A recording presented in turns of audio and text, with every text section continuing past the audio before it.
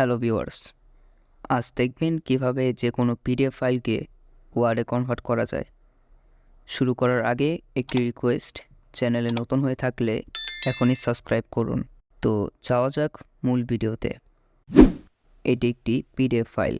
তো আমরা অনেকেই আছি যারা এরকম ফাইলগুলো ওয়ার্ডে কনভার্ট করে এডিট করতে চাই, বাট কিভাবে করতে হয় সেটা অনেকেই জানি না, কিংবা জানলেও অনেকেই সঠিকভাবে পদ্ধতিটা ব্যবহার করতে পারি না বিধায় ফাইলগুলো ভেঙে যায়।